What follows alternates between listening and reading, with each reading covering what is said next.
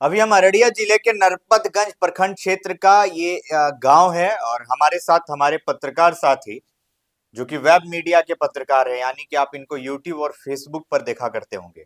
नाम है साधन यादव। लेकिन इनके साथ जो घटना घटी है, आज जिला प्रशासन भी साथ नहीं दे रहा है, जिनकी हम हर एक आवाज को उठाते हैं, साधन जी भी उठाते हैं।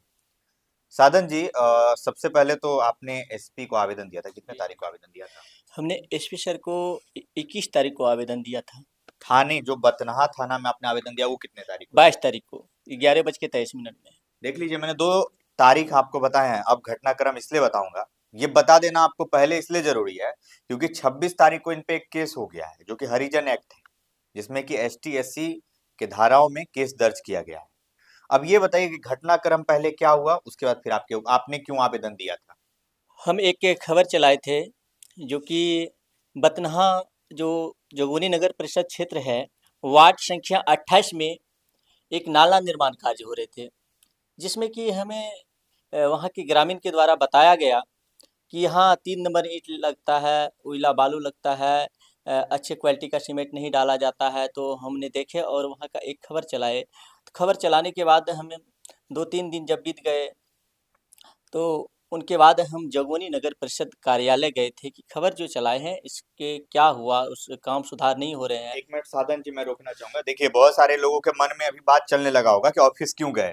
मैं आपको बता दूं, जब भी कोई व्यक्ति या कोई पत्रकार खबर चलाता है तो उसका फॉलो अप, यानी हमने जो खबर चलाया क्या उसमें क्या कुछ हुआ है, उसी चीज को जानने के लिए जाता है। जी साधन जी, अब कंटिन्यू कीजिए आप। तो हम गए, जैसे ही वहाँ हम पहुँचे तो एसकोडी जो है, जो कि मैडम है, उसके जो ऑफिस है, उसके ऑफिस से निकल रहे थे वो, तो उसके निकले थे। तो हम उनसे पूछे कि मैडम आपसे कुछ बात करना है, मेरा नाम साधन यादव है और मैं पत्रकार हूँ, आपसे कुछ जानकारी लेने के लिए हम कार्यालय पहुँचे हैं। तो मैडम मेरा नहीं सुना और मैडम निकल गई।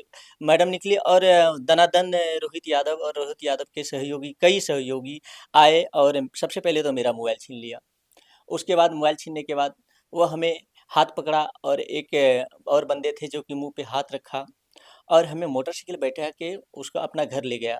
घर ले गया तो घर में ऑफिस नगर परिषद से उनके घर की दूरी कितनी है? नगर परिषद से उनकी घर की दूरी 1000 मीटर के आसपास है। 1 किलोमीटर के आसपास है? नहीं, 1 किलोमीटर से कम ही है। कम ही है। जी, घर ले गए और वहाँ शटर लगा के हमें बुरी तरह से मारा, पीटा और गाली-गलौज दिया कि ऐसा कोई पत्रकार है ही नहीं बिहार में जो कि हमारी खबर चलाते होंगे। अगर आपको यकीन नहीं होता है तो आप हिंदुस्तान उल्टा के देखो, दैनिक जागरण उल्टा के देखो, मतलब बहुत सारा पेपर का नाम लिया, बहुत सारा मीडिया का नाम लिया और मीडिया को गाली भी दिया। लेकिन हम मजबूर थे कि हम कुछ बोलते थे तो सड़क हमको लगता था इस पे चिमटा मार देता था, इस पे मार देता था, क्योंकि वो लोग 10-12 आदमी की संख्या में थे और मैं अकेला था। बहुत ज़्यादा मारने के बाद जब हम बेहोश हो गए तो उसके बाद हमें ज़बरदस्ती दारू पिलाया गया और दारू पिलाने के बाद हमसे कई स्टाम्प पे उन्होंने, कई सादे कागज़ पे उन्होंने साइन करवाया। साइन करवाने के बाद 5 से 7 कागज़ पे साइन करवाने के बाद उन्होंने ज़बरदस्ती मेरे मुँह में दारू पिला कर के और गमछा में कोरेक्स होता है, एक सिरप, वह मेरा यहाँ बाँधा। बाँध के उन्होंने मेरा मेरा फ़ोटो खींचा, मेरा वीडियो बनाया, कई तरह का बयान लिया, जो बयान कि अगर हम नहीं देते तो हमको मारता था। तो डर से हम भय के माहौल से बयान दिए। उनके बाद हम जब वहाँ बेहोश हो गए और कुछ सूझ-बूझ हमको नहीं आने लगा, तब थोड़ा देर के बाद देखते हैं कि अच्छा, ये घटनाक्रम आपके साथ कितने तारीख को हो रही थी? ये 20 तारीख की बात है। 20 तारीख को घटनाक्रम जी, हुआ जी, जी। और आप 21 तारीख को एसपी को आवेदन देते हैं अपनी जी, इस घटनाक्रम को जी। लेकर। अभी तक केस दर्ज हुआ है आपका? अभी तक केस दर्ज नहीं हुआ है। हम डर से एसपी सर के पास गए थे कि अगर हम जोगबनी थाना जाएँगे तो वहाँ से हमको फिर से उठा लिया जाएगा। इसीलिए हम एसपी सर से अपना सुरक्षा का, अपना जान बचाव के लिए एसपी सर के पास गए और 11 बजे से लेकर के जब 1 डेढ़ बजे कुछ देर हमने बैठे, एसपी सर नहीं मिले, मेरे शरीर में बुखार था, मेरा शरीर काम नहीं कर रहा था, तो हमने फिर आवेदन दे कर के रिसीव भी करा के आ गए। आ गए हैं, चलिए देखिए, वो अभी आवेदन मैं आपको दिखा दूं। मैं ये सारी चीजें आपको इसलिए दिखा रहा हूँ। देखिए, ये एसपी ऑफिस में जो आवेदन दिया गया था, वो आवेदन है, ये पूरा आपको रिसीव हुआ है। वो 21/9/2024 को ये रिसीव हुआ है और अभी तक केस दर्ज नहीं हुआ है।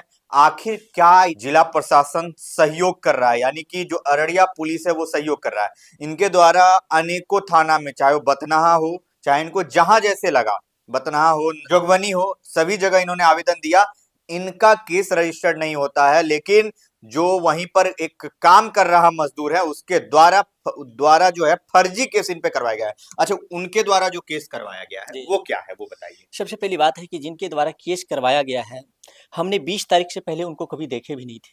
अच्छा, 20 तारीख को कैसे देखे उनको? 20 तारीख को जो लड़का से केस करवाया है, वह लड़का भी हमको पीटा।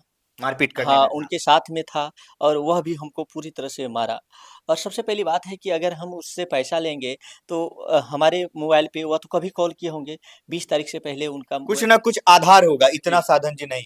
और सबसे बड़ी चीज मैं बता दूं, इस पत्रकार साधन यादव की गलती हमें बताइए। मैं आपसे पूछना चाहता हूं, क्या गलती है कि इसके ऊपर फर्जी मुकदमा दायर कर दिया जाता है?